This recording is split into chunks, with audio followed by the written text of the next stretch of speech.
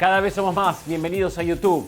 Lieberman Martín Oficial es mi canal, aquí te espero, suscríbete, tendrás toda la información, los reportes, los debates, las polémicas, todo lo que tenés que saber. Además también interactuamos en redes sociales donde me encontrás como @Lieberman Martín. El título del día es que Gustavo Alfaro metió a Paraguay en la Copa del Mundo. No tengo dudas que es el título del día porque Paraguay venía de capa caída, un Paraguay que fue animador del continente, un Paraguay que lo había logrado todo de la mano de Pablo César Carpellani, me acuerdo de esa generación maravillosa de José Luis Félix Chilavert, de Celso Rafael Ayala, de Catalino Rivarola, del Chiqui Arce, de Catalino, de Gamarra, de Roberto Miguel Acuña, de Benítez, cómo jugaba Benítez, por Dios, de Saturnino, una generación impresionante la de Paraguay. Después empezó a mermar en el rendimiento, empezó a bajar, llegó Martino, aquel partido fantástico, increíble, ¿se acuerdan de la selección paraguaya contra España en Sudáfrica? El penal de Cardoso y tantas cosas que han pasado, ¿no? Y en un momento Paraguay se debilitó y dejó de jugar mundiales, paradójicamente y llamativamente. Y aparecieron otras selecciones que pisaron muy fuerte, como Ecuador, por ejemplo, ¿no? Bueno, Paraguay fue a buscar al técnico de Ecuador, lo convenció, corrigió el rumbo de la eliminatoria. Recuerden que Paraguay, Harrison, fue a robarse al técnico de Costa Rica. O sea, no fue a buscar un técnico que estaba sin trabajo, fue a buscar a uno que tenía trabajo, pero que él creía, producto del trabajo que este señor había realizado en Ecuador y estaba desarrollando en Costa Rica, que era la persona que podría devolver a Paraguay al lugar que nunca debió haber perdido. Bueno, lo consiguió, lo consiguió. Lo metió en la Copa del Mundo, Gustavo Alfaro. Notable, maravilloso, un trabajo impresionante de Gustavo Alfaro. El técnico argentino es realmente un crack. Eh, Insisto que a uno, no todos nos tiene que gustar lo mismo, ¿no? No tenemos que, esta imposición, este deseo por imponer, este deseo de imponer lo que nosotros entendemos que hay que imponer, ¿no?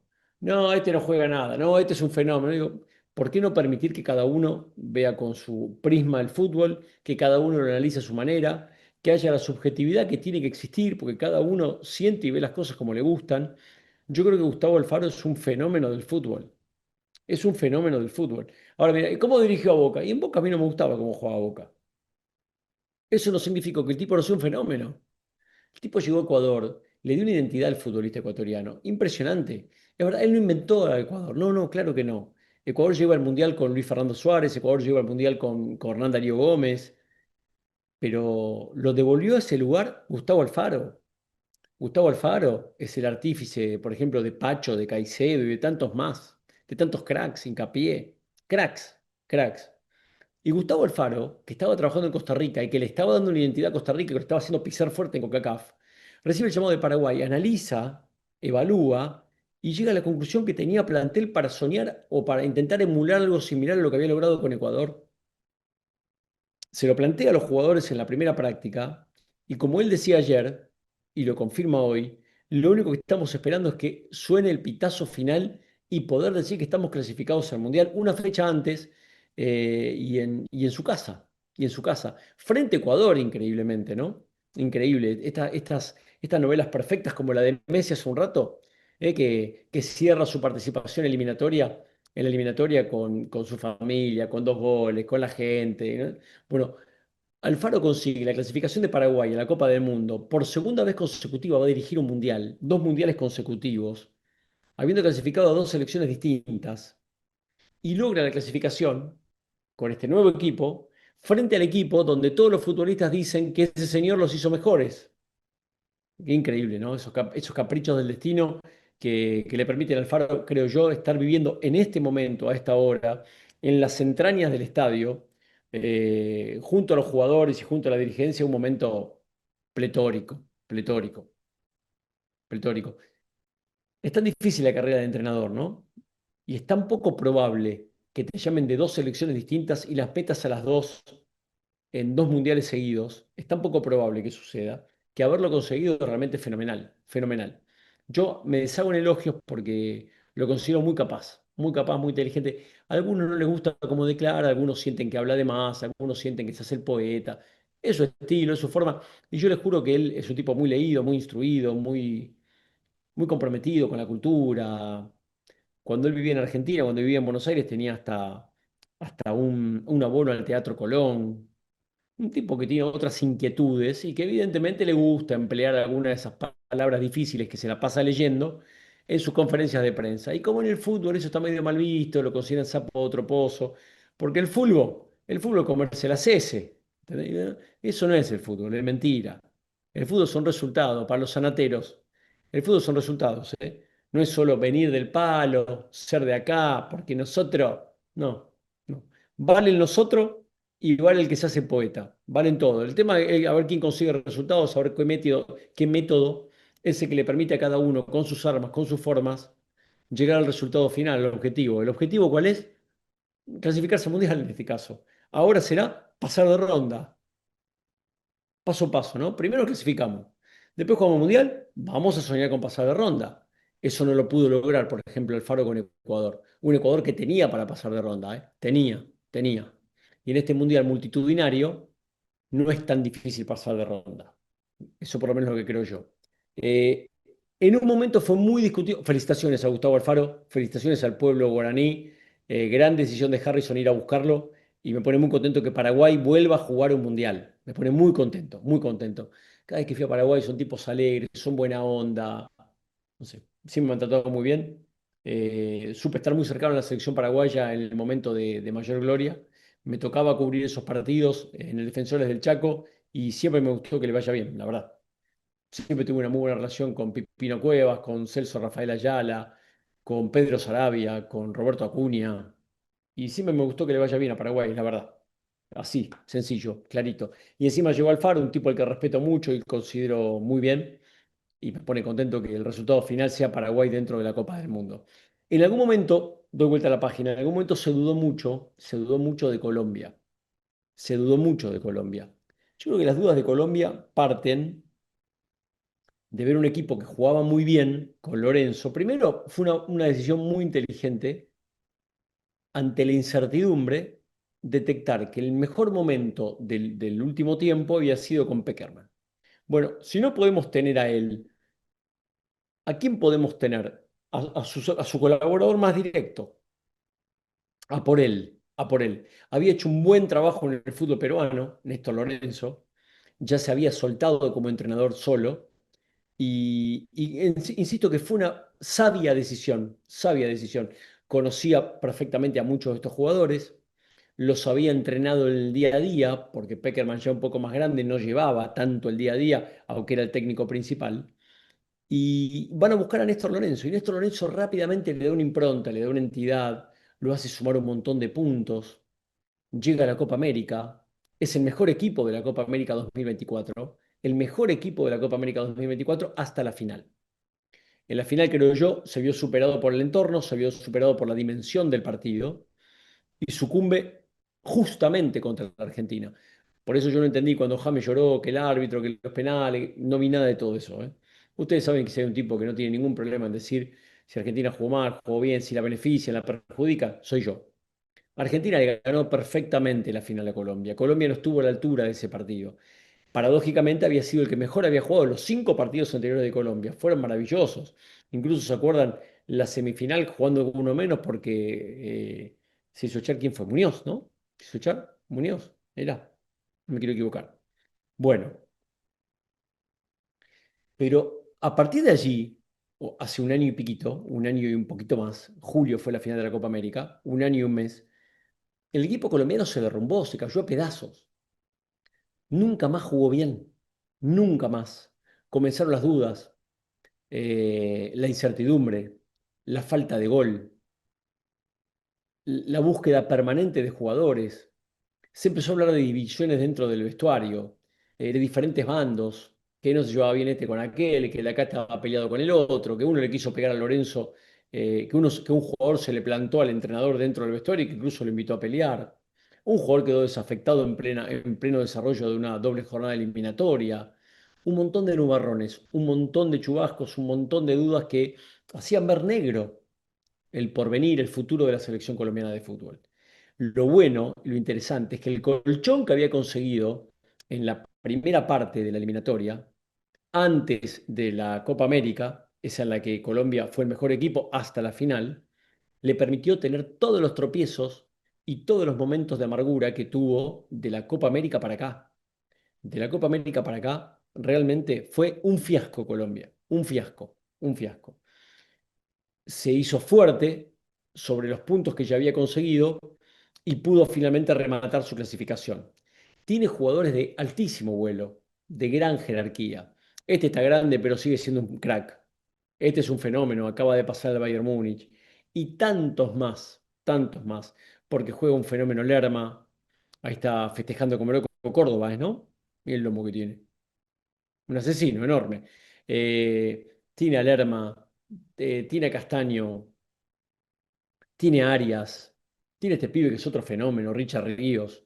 Tiene un equipo realmente estupendo. O en realidad diría, tiene jugadores estupendos. Le falta armar el equipo, le falta recuperar la memoria, le falta volver a esta Mojica, el lateral izquierdo, le falta volver a ese equipo que supo mostrar. Ahí está Juanfer saludando. Miren los jugadores que le voy nombrando, ¿no? Juan Fernando Quintero. Le falta volver a Dairo Moreno, que volvió con 40 años a la selección. Yo no creo que Moreno juegue el Mundial con 41, pero todo es posible. Fíjense lo perdido que está Lorenzo, ¿no? En la búsqueda de un buen equipo que vuelve a un hombre ya entradísimo en años, pero con gran presente. Y dice, bueno, ¿sabes qué? Ante la incertidumbre que tengo y ante el momento que estamos pasando, vení, vení, Dairo, sos bienvenido. Ayúdame a salir de este quilombo. Después veo quién juega el Mundial, después veo, ayúdame, por favor, hoy no podemos fallar, tenemos que cerrar la clasificación jugando como locales, terminar con esta historia, y la terminó. Entonces, a Néstor Lorenzo lo fueron a buscar para volver a jugar un Mundial, lo fueron a buscar para clasificarse a la Copa del Mundo de Estados Unidos, y lo consiguió, y lo consiguió. No hay muchos matices para analizar la situación. Ahora pueden analizar lo que quieran. Se juntará el presidente de la Federación Colombiana de Fútbol con quien tenga que juntarse, determinarán si Lorenzo es el adecuado, no es el adecuado, si está bien o no está bien. Yo creo que hay cláusulas automáticas igual en esos contratos, ¿no? La cláusula es automática. Yo te contraté, vos me clasificaste, vos me dirigiste en el Mundial. De hecho, casi todos estos contratos de los entrenadores de América tienen esa cláusula automática que te renueva automáticamente en caso de lograr la clasificación. De modo tal que la lógica sería que Lorenzo se quede en el puesto, que se quede en el lugar, ¿no? Lo consiguió. Lo consiguió. Se clasificó. Hoy es quinto. Insisto, como dije al comienzo de esta charla que estamos teniendo, gracias a los que están del otro lado, muy amables. Eh, no importa si sos primero, segundo, tercero, cuarto, quinto, sexto. Lo importante es ser primero, segundo, tercero, cuarto, quinto o sexto. Y no estar sufriendo como Bolivia y Venezuela a ver quién es el séptimo. Ni hablar Chile o Perú, ¿no? Y el que resulte perdedor de Venezuela y Bolivia. Entonces, lo importante es clasificarse. Y Lorenzo lo consiguió, criticado, señalado, cuestionado. Mucha gente pedía que se lo echara del cargo. Bueno, lo sostuvieron, creo que correctamente, no era momento para cambiar. Sí era momento para cambiar en la eliminatoria pasada, cuando llega Alonso para reemplazar a Tavares, porque Uruguay se estaba quedando afuera. Uruguay estaba afuera. Sin embargo, con Lorenzo, Colombia siempre estuvo adentro. Entonces, ¿cómo vas a echar a un técnico que te tuvo siempre adentro? No, no lo podés echar. No lo podés echar. Te tuvo siempre adentro y sigue estando adentro, con dudas, sí, con incertidumbre, sí, pero es el tipo que de que arrancó la eliminatoria te tuvo en el grupo selecto de los seis.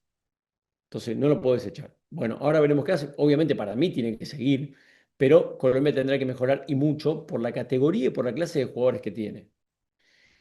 Mis felicitaciones a los colombianos, un pueblo genial, un país hermoso. Y además, son muchísimos de ustedes que todos los días sintonizan este canal y que nos ven en Liberman en línea, así que les agradezco muchísimo. Y felicitaciones a Lorenzo también. Doy vuelta a la página y digo que Uruguay estuvo en jaque, ¿eh? Estuvo en jaque. También, al igual que Lorenzo, Bielsa aprovechó ese gran caudal de puntos que consiguió al comienzo de la eliminatoria, donde era un enamoramiento grande el que tenía la gente por Bielsa. La gente se enamoró del técnico argentino en su comienzo, en su llegada a la selección uruguaya de fútbol, porque la verdad que jugaba muy bien Uruguay. Eh, Me acuerdo que tuvo un gran rendimiento en la Argentina y tuvo grandísimos partidos, grandísimos partidos. Después empezaron las dudas, llegó la Copa América y junto con la Copa América, donde tiene algunos buenos partidos, sobre todo en la primera fase, en la fase de grupos, después pierde mal, pierde la semifinal con Colombia justamente y gana bien el tercer puesto contra Canadá, muy festejado ese tercer puesto frente a Canadá. Después nos enteraríamos por qué, había muchas cuestiones internas que dirimir.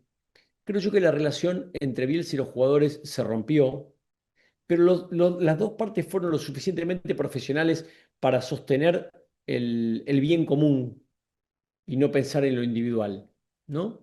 Como que, bueno, yo no te banco mucho, bueno, yo tampoco, pero ¿qué nos conviene? Y bueno, vamos a tratar de clasificarnos, después vemos cómo pulimos nuestras miserias, porque son eso, miserias. Recuerden que termina la Copa América y Luis Suárez sale a dinamitarle todo a Bielsa, dijo barbaridades, dijo que el técnico era un, palabra más, palabra menos, dijo que era un mal tipo, que era muy jodido, que era imposible hablar con él, que los jugadores no lo querían, que los utileros no lo querían, que nadie lo quería, que no había ningún tipo de vínculo, que no había ningún tipo de relación, que el diálogo estaba cortado. Después de todo eso, la verdad que era muy difícil reconstruir el camino, reconstruir el vínculo. Me acuerdo que Suárez tira esas bombas y 48 horas después tenían que juntarse todos en Uruguay para empezar a trabajar de cara a un partido eliminatorio. Era muy difícil la situación. Pudo haberse derrumbado todo, pero, digamos, sustentados en ese colchón de puntos que tenía de la primera parte eliminatoria antes de la Copa América, se sostuvo aún en momentos de muchísima vicisitud y de muchísima duda. Uruguay daba la sensación en un momento que era un equipo muy frágil, que era un equipo endeble, que era un equipo sin punch, un equipo al que le faltaba, vieron ese que no tiene la mano para definir, algo le faltaba a Uruguay. Y no digo que hoy ya lo tenga, porque no vi el partido, no vi el partido. El que les diga que vio 4 partidos simultáneos es un fenómeno. Por eso no me metí en el detalle del partido de Paraguay, por eso no me metí en el detalle del partido de Colombia, y tampoco lo voy a hacer con Uruguay porque no soy un chanta. Lo que vi de Uruguay hasta acá es un equipo sin punch, un equipo sin sorpresa, un equipo sin frescura, que obviamente hoy le iba a ganar a Perú, si Perú es uno de los peores equipos de la eliminatoria y un equipo que tendrá que barajar y dar de nuevo para pensar de cara al futuro cómo se reconstruye. Y además Uruguay jugando de local, tenía que hacerlo y lo logró y lo consiguió. Y con su capitán Valverde y con De Rascaeta, que deben haber sido los puntos más altos tal vez del último tiempo, aunque yo creo que Bielsa es el único que logra que Valverde no juegue tan bien como puede jugar, ¿no? Eh, Me parece que jugadores tiene, que tendrá que encontrar un equipo y que sobre todas las cosas tendrá que hablar mucho, a ver cómo logran zanjar esas distancias, esas diferencias que tienen para hacer un buen papel en la Copa del Mundo. Hacer un buen papel en la Copa del Mundo. Es muy difícil pedirle a un uruguayo que no sueñe con ser campeón del mundo cuando va a un mundial, ¿no? Pero yo creo que hoy el sueño de Uruguay no puede ser ese de ninguna manera. El sueño de Uruguay tiene que ser llegar lo más lejos posible. Ni el de Brasil hoy puede ser el campeonato mundial, porque vos tenés que darte cuenta para qué estás, ¿no? Y no tiene nada de malo reconocer que uno no está en este momento en la cresta de la ola, que no está en su mejor momento, que no está en su mejor nivel. Entonces, el tema es trabajar, ahora que lograste la clasificación, ahora que lograste lo más importante, el único objetivo que tenías por delante. Bueno, ahora es el momento de decir, bueno, a ver qué fallamos, qué pasó, cómo puedo hacer, si fuera Bielsa yo, ¿no? ¿Por dónde empiezo la reconstrucción de esto que se destruyó? Logramos el objetivo, estamos tranquilos, nos quedan 8 meses. ¿Cómo hago? Empiezo a viajar por Europa, me junto con cada pibe, los tengo que juntar a todos, que todos me digan en la cara cómo quieren trabajar, qué quieren cambiar de la dinámica de cara al futuro, cómo hacemos para que el equipo juegue mejor, cómo hacemos para hacer un buen equipo de fútbol, cómo hacemos para hacer un equipo temible, un equipo con punch, un equipo con velocidad, un equipo con sorpresa, con repentización. No lo veo eso. La verdad que no lo veo. Y jugadores, miren si no tiene. Ese arquero es un arquerazo, Roget. El capitán es un monstruo. Y así en cada lugar de la cancha. Ahora, el equipo nunca conmovió, nunca impresionó, nunca asustó a nadie. Consiguió la clasificación con mucha justicia, hoy en un puesto de privilegio, que es la tercera ubicación en la tabla de posiciones, pero creo que con muchas cosas por pulir y con muchas cosas para mejorar de cara al futuro. Lo de Brasil ya es repetitivo, Brasil ya había logrado su clasificación, No quiero volver a decir todo lo que pienso de la selección ecuatoriana de fútbol porque la considero una de las mejores del momento, no solo en América, en general. Muy pocos equipos, como suelo decir, tienen defensores como Hincapié, como, como Pacho, como Preciado, como Estupiñán. Muy pocos tienen mediocampistas como Caicedo. Muy pocos tienen medias puntas como Gonzalo Plata o Kendry Páez. Creo realmente que Ecuador tiene un potencial notable. Insisto con una cosa importante, sabiendo claramente para qué está cada uno. Ecuador tiene que ir al Mundial a soñar con pasar de ronda. A soñar con pasar de ronda. Digamos, cada uno ya no está para ir a ver qué pasa. No, no, ahora hay que ir a pasar de ronda, digamos. ¿Tenés todos estos jugadores? Sí, jugadores reconocidos mundialmente. Caicedo, uno de los más caros de la historia del fútbol. Los dos centrales tuyos, el Arsenal y el Paris Saint-Germain, 50, 60, 70. Bueno, es momento de empezar a pisar fuerte. Es momento de empezar a pisar fuerte. Y lo mismo le reclamaría yo a Colombia, por ejemplo. Y también tiene que tratar de soñar con pasar de ronda a Paraguay. Obvio que sí. Lo de Uruguay, Brasil y Argentina es una obligación ya pasar de ronda casi, ¿no? En el caso este, además de los 6 clasificados, Argentina tiene que ir por la revalidación de la corona. Le da, tiene con qué, tiene recambio. A la base que tenía, ahora le agregó jugadores jóvenes con buen presente. A los que eran jóvenes en el 2022, les agrega 3 años y medio más de vida y de fútbol en el lomo. Entonces, creo que de los 6 clasificados, es el único que hoy puede soñar con ir por eso. El único que puede soñar. No lo veo al equipo de Ancelotti hoy campeón del mundo. Tendrá 8 meses para trabajar, para soñarlo, para pergeniarlo, para moldearlo, para darle forma. No entiendo por dónde empezará porque ni siquiera creo que tenga los jugadores individualmente para soñar con el campeonato del mundo.